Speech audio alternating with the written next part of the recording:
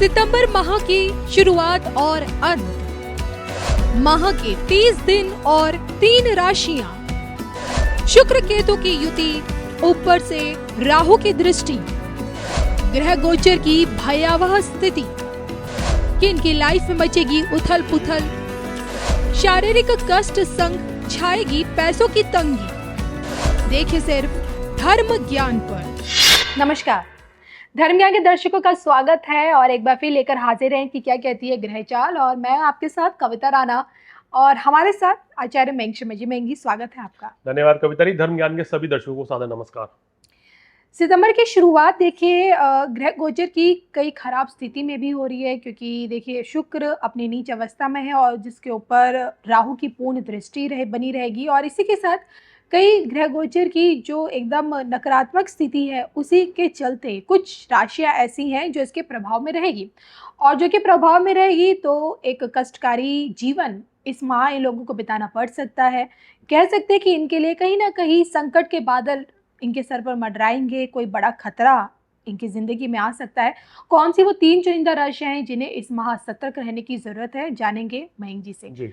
मयंक जी, ग्रह गोचर को देखते हुए ऐसी कौन सी ग्रह गोचर स्थिति बन रही है जो कहीं ना कहीं आपको कष्ट दे सकती है राशियों को? देखिए, जो 3 राशियां हैं इनके लिए अब ऐसा नहीं है कि कोई बहुत बड़ी समस्या है, लेकिन फिर भी जो ग्रह स्थिति बन रही है उसके हिसाब से कुछ चीजों पे सावधानी इनको रखनी होगी जी। जैसे हमने 12 वीडियो तो बनाए हैं मासिक राशिफल के, जो दर्शक देख भी रहे हैं। उसके साथ साथ ये वीडियो बनाने का मकसद ये है कि इस पूरे महीने में भाई ये 3 राशि वाले अपने करियर पे ज्यादा फोकस रखें, अपनी सेहत का ध्यान रखें, किसी भी तरह के वाद विवाद से बचें और धन का निवेश ना करें। तो इस तरह की स्थितियां इन 3 राशियों पे ज्यादा गंभीर हैं, तो इसलिए हमने उनको ये वीडियो बनाकर बताने का प्रयास किया है कि भाई कम से कम आप थोड़ा सा सावधान रहें और जो दिक्कतें, जो परेशानियां हैं, कैसे उनसे बच सके और क्या उपाय करना है और क्या करना है और क्या नहीं करना है जी। तो वो हम कर सकें। क्योंकि कविता जी, ज्योतिष सीधा सीधा कहती है कि जब ग्रह चाल खराब होती है तो अपनी जो प्लानिंग है वो बदलनी पड़ती है।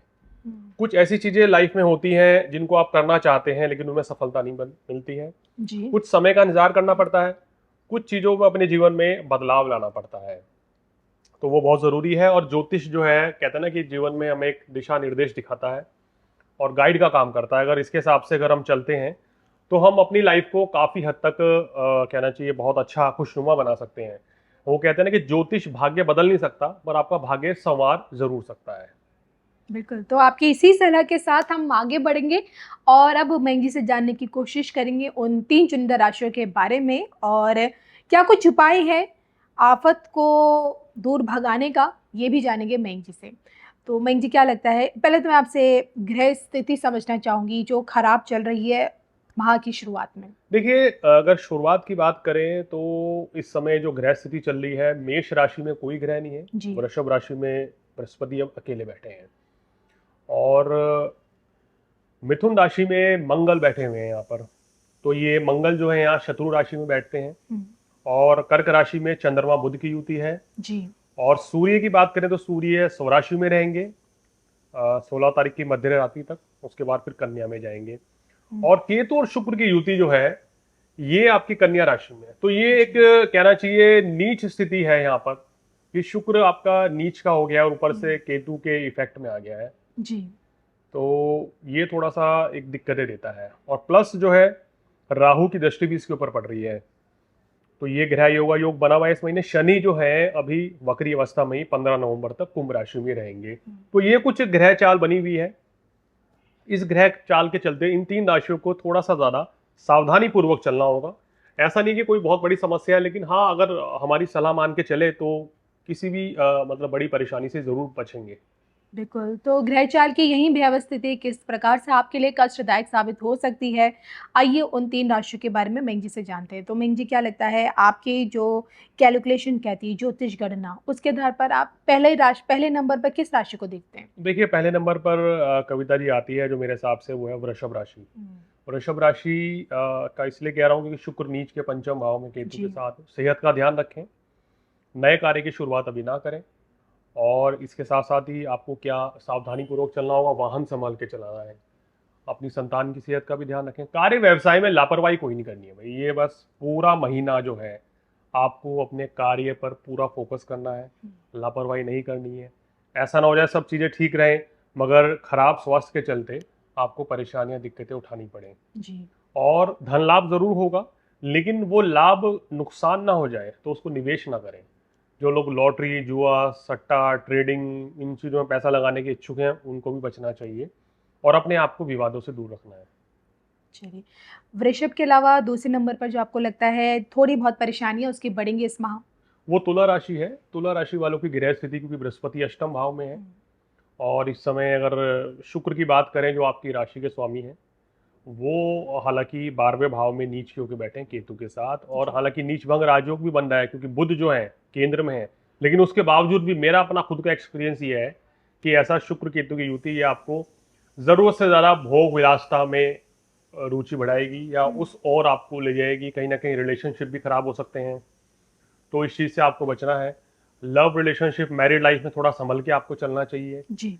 और कहीं ना कहीं कुछ लोगों के मन में इस तरह के विचार भी आ सकते हैं कि रिलेशन किसी और के साथ डेवलप करने को लेके, जैसे एक्स्ट्रा मैरिटल अफेयर इस समय बन जाते हैं, तो उस चीज से बचना होगा, वरना तो तुला राशि वालों फंस सकते हैं। तो थोड़ा सेहत का भी ध्यान रखें।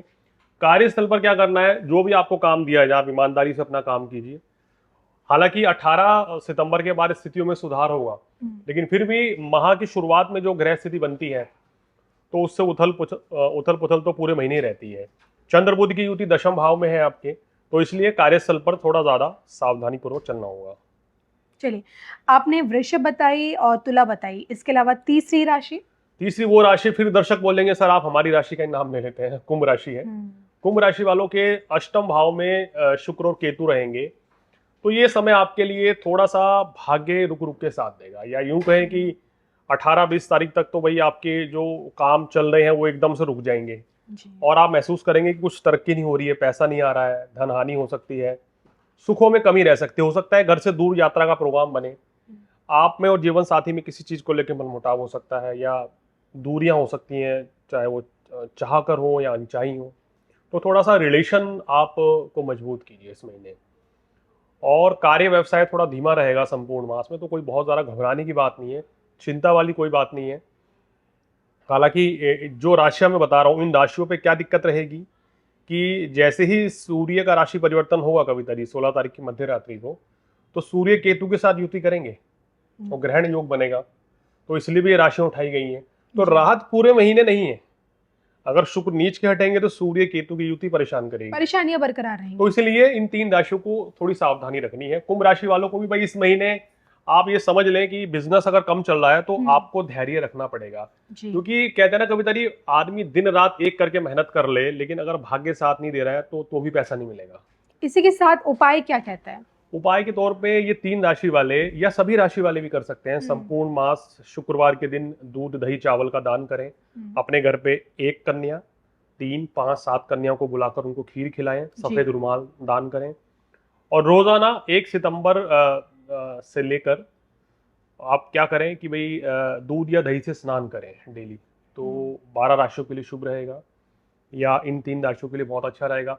17 सितंबर से सूर्य केतु की युति हो रही है, उसमें हम एक सीरीज बनाएंगे कि कैसी रहेगी दर्शकों के लिए, क्योंकि ये युति थोड़ी खतरनाक साबित होती है। सूर्य केतु का ग्रहण दोष बनता है, जीवन पर ग्रहण लगता है, परेशानियां बढ़ती हैं, तो इन 3 राशियों को इस ग्रहण दोष के चलते भी 17 सितंबर से सावधान रहना पड़ेगा जी। और उपाय क्या करने हैं कि 17 सितंबर से सूर्य को जल दें और अपने पिताजी दादाजी का आशीर्वाद दें, और जो बुजुर्ग जो पुजारी हैं ब्राह्मण हैं उनको वस्त्र इत्यादि दान जरूर करें, और ओम आदित्य नमः इस मंत्र का जाप करें।